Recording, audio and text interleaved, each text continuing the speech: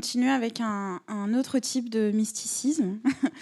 Et j'ai le grand plaisir d'accueillir l'artiste Hannah Black.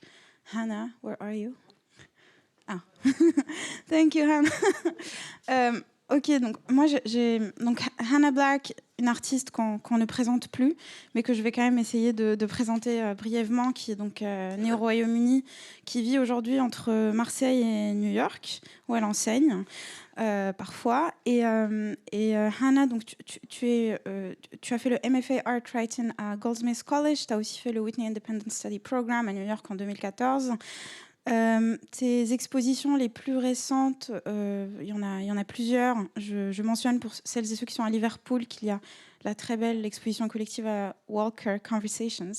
Et l'exposition que tu as eue à Marseille il y a quelques mois, Marked by Blank or Occupied by a Lie, à l'espace Octo Productions. Tu es aussi autrice, de 2 livres, Tuesday or September or the End et Dark Pool Party. On s'est rencontrés parce que tu faisais partie du programme de résidence de LUMA Arles, où on rencontre toujours des artistes incroyables. Et ce n'est que récemment, en parlant ensemble de ce symposium, que j'ai appris ton intérêt immense et ta connaissance pour l'astrologie, que nous avons pu éprouver ce matin pendant le workshop que tu as si brillamment mené avec des étudiants et étudiantes, mais aussi des personnes du public général, où tu nous as exposé en fait toute la richesse de l'analyse des mouvements des planètes et des astres. Et c'est aussi le sens de ta proposition pour cette conférence, de t'essayer à l'exercice difficile du LUMA Birth Chart, parce qu'il n'est jamais facile de faire le birth chart d'une institution. Donc voilà, the floor is yours. Thank you, Hannah. Thank you. Thank you so much for inviting me and for the opportunity to do this. We actually had a really wonderful conversation last night about with Maya Hoffman about the LUMA birth chart and other related things. This is actually different from the chart we were looking at, because in fact we're using, I think I had put the 2002 in this as the date instead of 2004, but there are still some similarities and so on. So I'm going to try and I have some notes and I'm also going to kind of improvise around this. How many, could you put your hand up if you have like some familiarity with astrology, or if this is, okay, 1, 2, okay. Oh, cool. All right. I didn't ask this until quite late into the workshop, so I didn't want to have a shock again.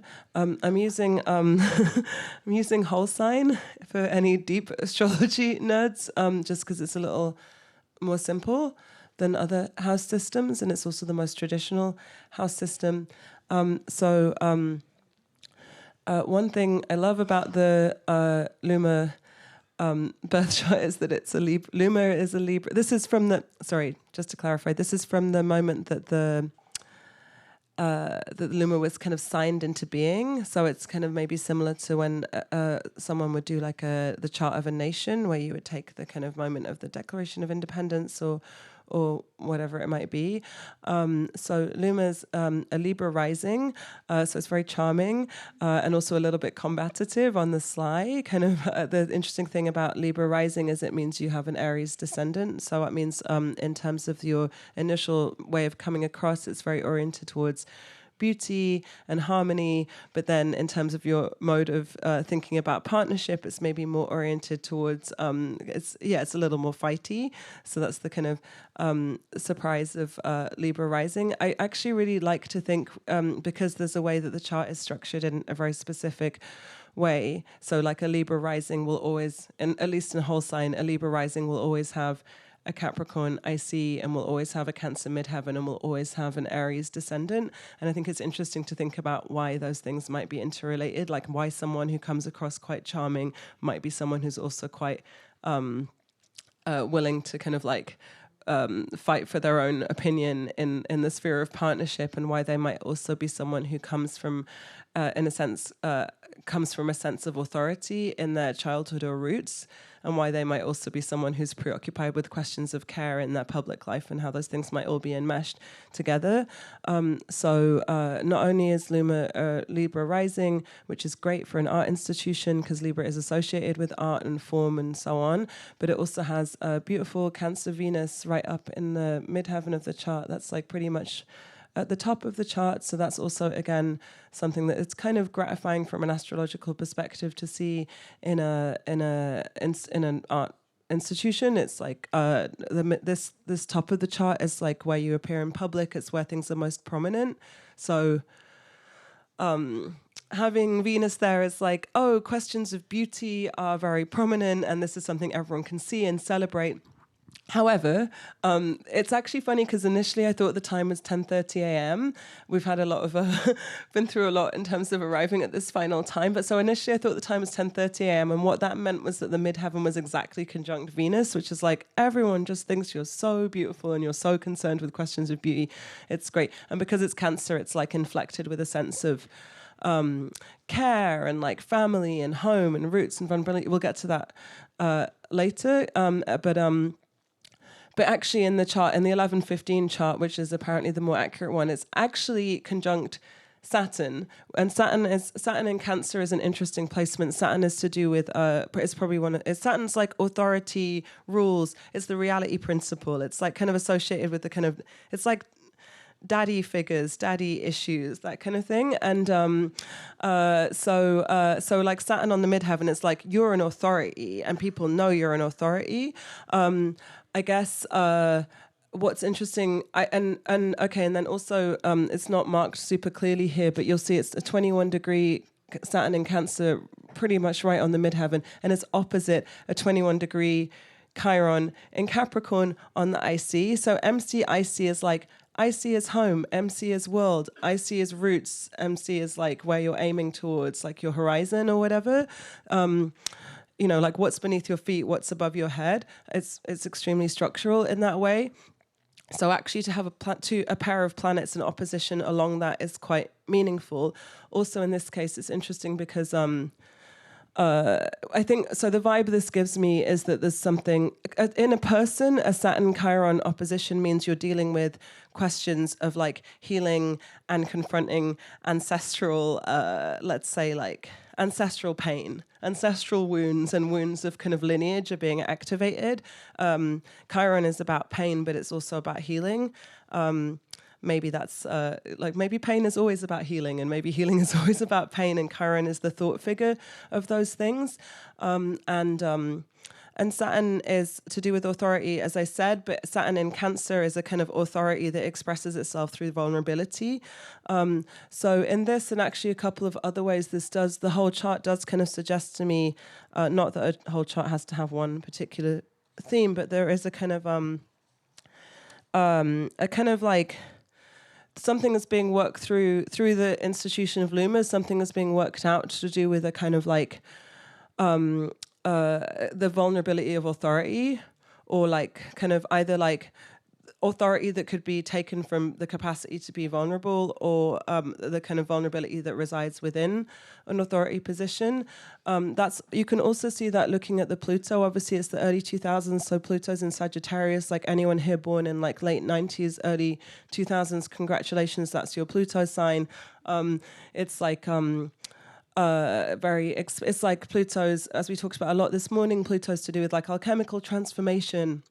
It's the modern ruler of Scorpio, so it's like all the things you might associate with Scorpio, kind of intensity, truth-seeking, and so on. But in Sagittarius, it's oriented towards a kind of like expansive sense of kind of like knowledge. It's like, I'm going to go out into the world and I'm going to learn things and I'm going to have experiences and so on. So like Pluto, that generation, Zoomers or whatever, are, pretty serious about acquiring experience and knowing everything through that. And you see there's sort of two ways that, or several ways that, also generationally there's this Neptune here in Aquarius. So that's like the generational principle of dream is expressed through kind of like queerness, maybe a certain kind of emotional coldness, but also a kind of fidelity to collectivity, or a kind of interest in what happens when groups of people get together. And those two things, you see there's a blue line between them. They're kind of vibing, like those things are like pretty 2004 4 was like a year where those things felt in some kind of alignment. In relation to the Pluto, the sun of Luma, which is a beautiful Leo sun, Leo is ruled by the sun, so you see a sun in Leo, and it's like there's kind of nothing else. It's like mic drop. The sun's in Leo, everything's great. Like everyone loves a Leo. The only thing that's ever bad about a Leo is if they're not feeling good about themselves. But like they should feel good about themselves because that's when they shine, like the sun, and everyone's happy. So so Luma has a Leo sun, which is wonderful, and not only that, but it's trine this generational Pluto, so it's like in a harmonious relationship with the generational Pluto. It can take all the energies of like the transformational powers of knowledge, and it can like Luma as an institution can use those to kind of like continue its project of radiance or whatever. So that's good news. But then there's another kind of more negative relationship with Pluto, where Pluto's in a square, a more tense relationship with the Virgo moon. It's also kind of 12th house Virgo moon. So like that's like, okay, so the ego identity of Luma is to do with kind of like a celebration of the self, and the emotional identity of Luma is to do with acts of service, basically, and is kind of like, and also the kind of everyday devotional and so on. But that's in a somewhat more tense relationship with the generational principle of acquiring transformation through acquiring knowledge and so on. So I guess that's just another way that I think the question of power is kind of has a sort of ambivalence in this chart. It's both in Luma's chart. It's both that Luma is an institution that can kind of like radiantly own its own power and is able to do that and is able to communicate that because the Pluto's in the 3rd house, which is associated with verbal communication and so on. And it's also that it's something is being channeled through Luma that's to do with how like an emotional desire to be of service might be kind of like in some sort of like tension with the idea that you just kind of go out there and kind of like acquire power by like learning more and more about the world and so on. And also because all these planets are in Virgo, they're opposite Pisces, and what we have also generationally in Pisces is this Uranus.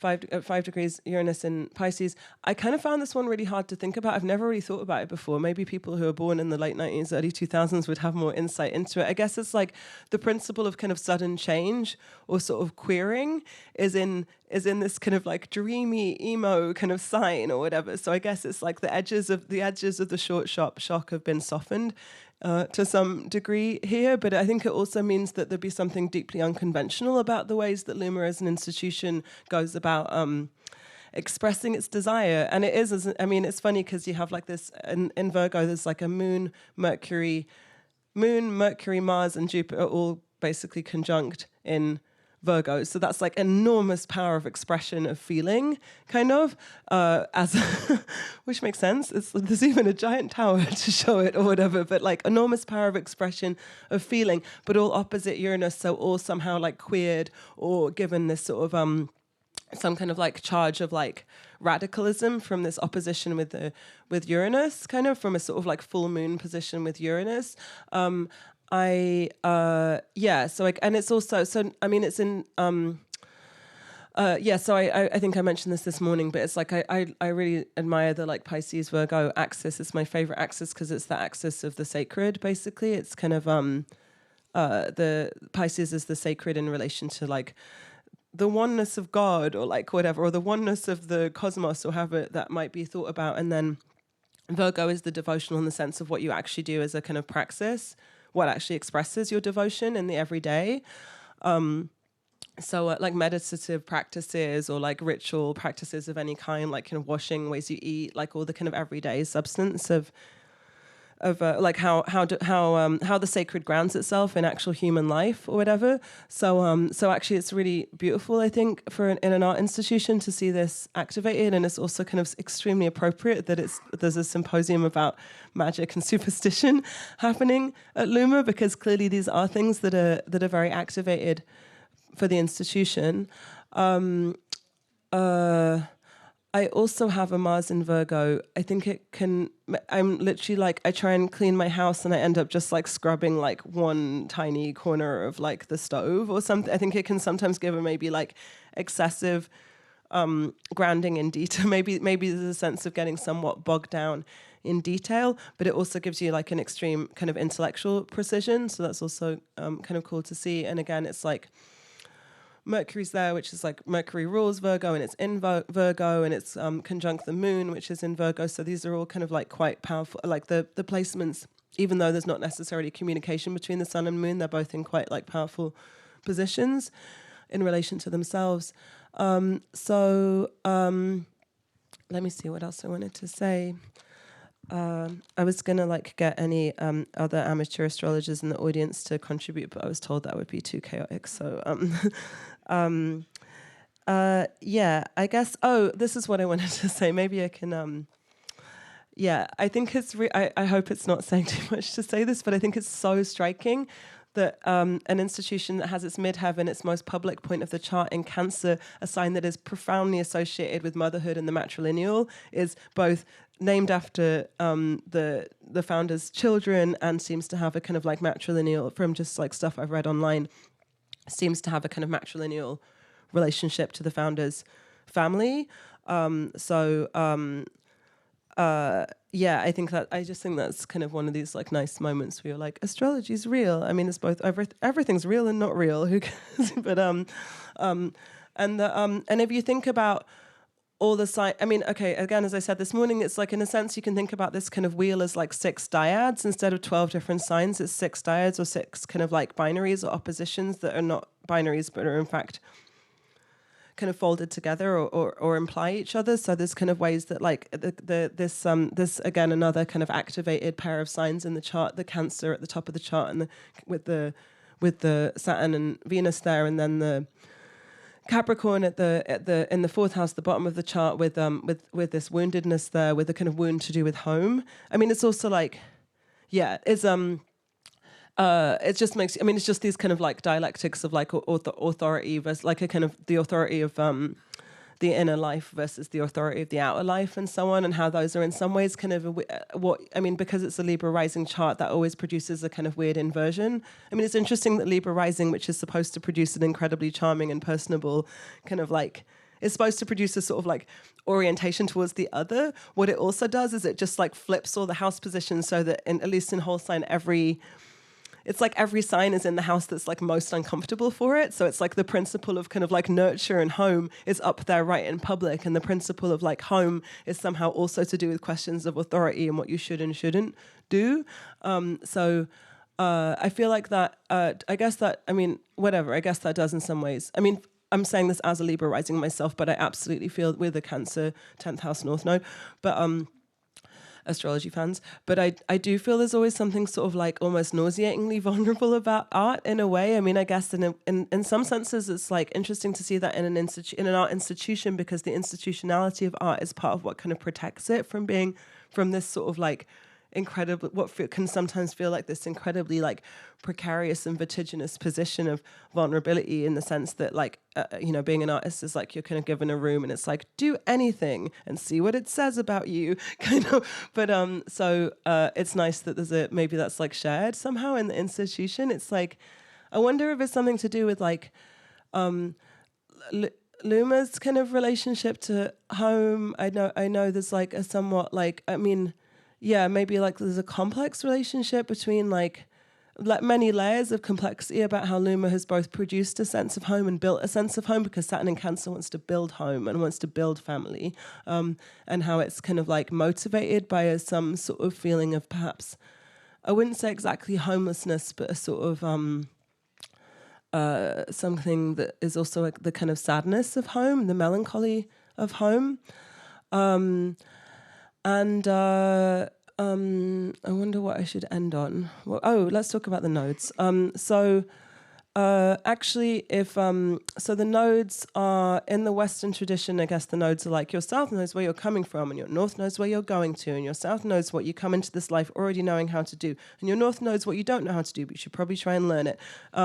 In the Vedic tradition, it's a little bit more like the north node is like what you're compelled towards, and the south node is like where you're too comfortable or whatever. So different ways of thinking about that. But in Luma's case, it's coming from a kind of second house Scorpio, second house in whole sign, first house in Placidus, unfortunately. A second house, south node in Scorpio. South node in Scorpio is not always, but can be associated with some kind of like wound or trauma in the lineage, kind of, just because Scorpio is such an intense sign, and the South Node is like where you're coming from. And what it's going towards is this 8th house Taurus North Node. So I guess that's coming from a place of a certain kind of like emotional intensity that nevertheless is resourced. It's like there's an emotional intensity that comes with the resources, but what it's being hopefully kind of like aimed towards, or what it's like compelled towards, is a kind of like stabilization and kind of tangibility that takes place in the realm of like the other, and I mean not just the other, but the kind of what belongs to the other, kind of. So like, see, 8th house is associated with like sex, death, secrets, it's like other people's stuff, kind of. I found this so weird for many years. I was like, why is the 8th house both death and like other people's things? And it's like, and then actually after my grandfather died and we had to like deal with his stuff, I was like, oh, it's because like when someone dies, their things are also dispersed, and there's a kind of distribution of their things, as well as other things that happen when someone dies. So yeah, anyway, I don't know. This is actually really hard to wrap up. We could go on for a long time, and it's, yeah, I don't know. Essentially, here's Luma. Thank you for letting me do this. I don't know how to end. Thanks.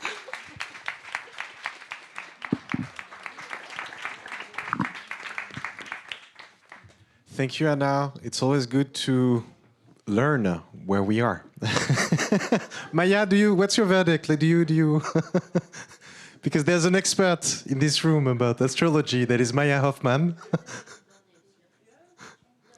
the date of the signature of the LUMA Foundation in Switzerland. Yeah. It's 10 years before the tower. Yeah. So it's an interesting date, of course. And my question would be, what is the longevity of LUMA? Oh, can we have it back? Now this has gone a bit stand-up. Oh, forever. It's going to live forever. Actually, Taurus North Node is pretty good.